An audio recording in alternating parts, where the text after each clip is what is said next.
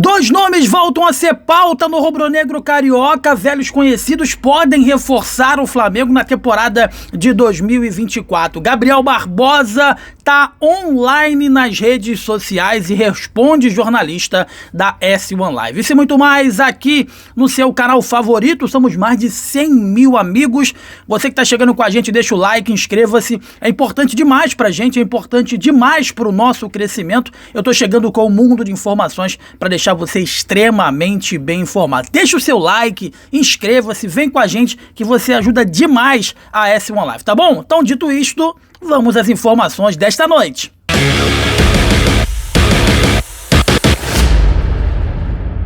Meus amigos, a parada é o seguinte: o Marco Antônio, né, que foi especulado aqui no Flamengo, ele foi anunciado e foi apresentado como novo reforço da equipe do São Paulo, numa negociação que não demorou nada, né?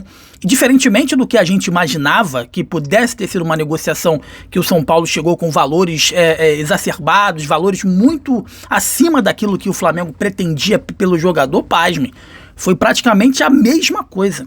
A negociação envolvendo o São Paulo e o Marco Antônio foi praticamente a mesma coisa, né? O São Paulo botou algumas vírgulas a mais de valores e levou o jogador. E na apresentação ele não poupou palavras para poder elogiar a negociação, né? Falou que foi respeitosos, foi objetivos, foram diretos, né? Não ficaram só nas palavras.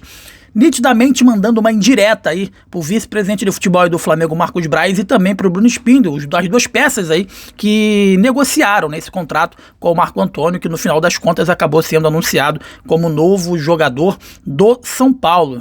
Criticou, não foi direto, mas ficou muito nítido a conduta, a forma que o Flamengo negociou a situação, e alguns torcedores nas redes sociais até fizeram críticas, né, referente a essa situação aí dessa negociação. Não acho que foi uma perda muito grande, mas mostra, né, que tem times que têm negociadores melhores que o Flamengo. O Flamengo tem dinheiro, né? Imagine se o Flamengo tivesse, além de dinheiro, bons negociadores. Acho que em qualquer negociação o Flamengo ele poderia se dar bem. Outra coisa que eu quero falar é sobre o Gabriel Barbosa. E aí eu disse, né, já venho falando, eu sou um grande crítico também do Gabriel Barbosa, não gosto de ficar dando palco pra ele, fato, gosto dele como atleta, apesar de não estar bem no campo. Eu acho que ele é um dos últimos atletas raiz, né, sem mimimi, mas ele passa muito do ponto. Passa do ponto ao extremo de se colocar acima da instituição, de respeitar companheiros, né, de próprio time. E nessa semana, mais precisamente ontem, né, ou hoje, foi hoje cedo, né, o Gabriel Barbosa acabou respondendo o jornalista Mauro César Pereira nas redes sociais. O Gabriel falou algumas palavras de baixo calão, enfim, respondendo o jornalista que faz parte da Jovem Pan, do UOL e também da S1 Live. Enfim, eu acho que se o Gabriel tivesse extremamente focado, né, não estou defendendo nem o Gabriel nem o Mauro, mas eu acho que o Gabriel ele não deveria estar se preocupando em críticas nas redes sociais. Ele se tratando de um jogador do maior clube de futebol do mundo, ao invés dele ficar empregando esforços para ficar arrumando inimizades, seja na rede social, seja com o treinador, seja com a diretoria, ele deveria estar focado exclusivamente em melhorar o seu rendimento dentro do campo, né? E se você for pegar a postagem do Mauro, né, o Mauro só trouxe dados, né, números, de que de 2019, desde quando ele chegou para cá, é uma queda vertiginosa, é uma queda grandiosa. Principalmente agora em 2024, o Gabriel está numa descendente enorme. Ele acabou trazendo estatísticas, números, né? E o Gabriel Barbosa não gostou. É o que eu falo.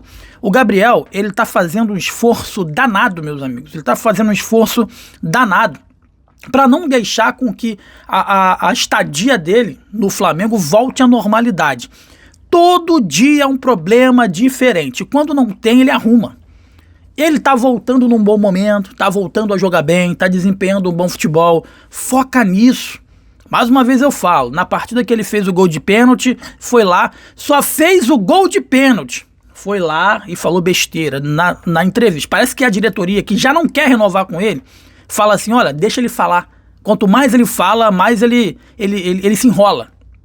Porque eles poderiam ter vedado. Não, Gabriel, você não vai falar. Quem vai falar o Davi Luiz, quem vai falar o Fabrício Bruno, né, o capitão do time, o Gerson.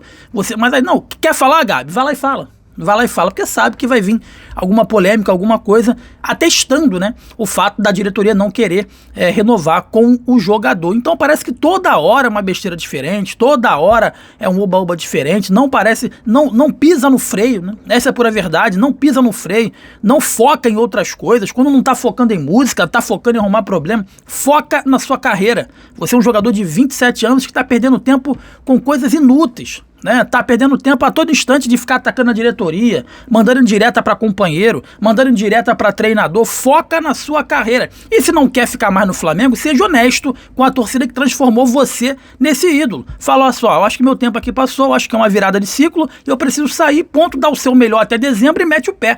Não precisa toda semana ficar conturbando o ambiente, forçando uma titularidade. Todo jogo entra, não faz nada, aí deu um passe pro Carlinhos, aí pede minutos. Cara, ganha minutos no treino, né? Aí o parente dele, quando não é ele, é o parente dele, vai lá na rede social, ataca o Tite. Isso não tá ajudando em nada você, nada, muito pelo contrário. As pessoas que te seguravam dentro do clube estão cada vez mais largando as suas mãos, que são os torcedores. Ninguém, Gabriel, te pegou aí pelo braço para vestir a camisa do Corinthians, ninguém te pegou aí pelo braço, pediu para você destratar os caras do doping, ninguém pediu ou te jogou debaixo de uma cadeira de bilhar.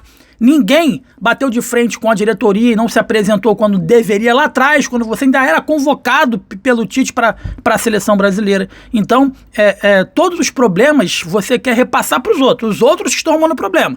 Mas você mesmo não faz uma autoanálise e com isso você está jogando aí o que seria, né, o ápice da sua carreira totalmente no lixo, tá bom? Vamos falar uma outra coisa rapidamente, porque o Flamengo está no mercado de transferências e precisa de um jogador que jogue pelos lados e precisa também de um volante, tendo em vista que a negociação com o Marco Antônio subiu no telhado. Ele acabou reforçando a equipe do São Paulo. A imprensa, né, que cobre o Flamengo, surgiram novamente dois nomes. Um deles é o Michael que estava no Flamengo, foi para o mundo árabe.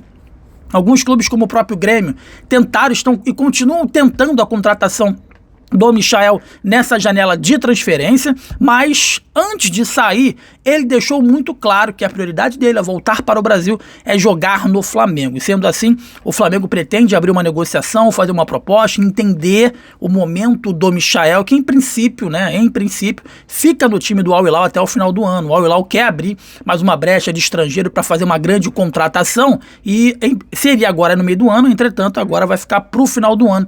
Então o Flamengo deveria de alguma forma convencer os árabes a liberar o Michael nessa janela, mas que o Flamengo quer repatriar o Michael e o Michael vai dar preferência ao Flamengo, isso é fato, tá bom? Mas existem conversas e o Flamengo tá procurando entender. Outro nome que foi ventilado pela imprensa que cobre o Flamengo foi o Cuejá. É uma situação que eu acho um pouco mais difícil, né? Ele que também fez um bom mundial aí contra o Flamengo, eliminando o Flamengo do Al Hilal, do Ramon Dias à época, né? Enfim, e aí foi para outro time, foi ventilado no Internacional de Porto Alegre. O próprio Grêmio aí tentou o Cuejá, mas o salário dele estava muito aquém, aliás, muito além daquilo que os times naquele momento poderiam pagar. E com a desistência do Marco Antônio, o nome dele voltou a ser pauta. O grande problema é que ele não saiu pela porta da frente como deixou o Flamengo para o mundo árabe.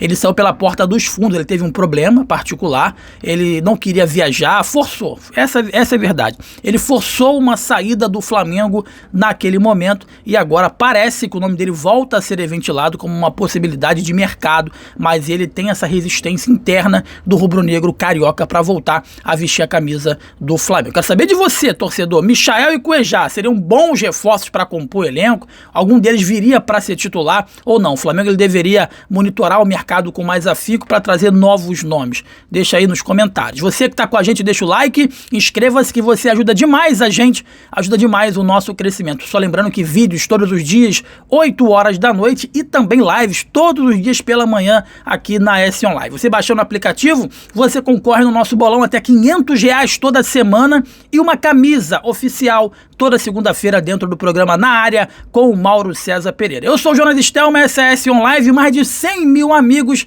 Tamo junto e misturado. Um forte abraço, boa noite. Valeu!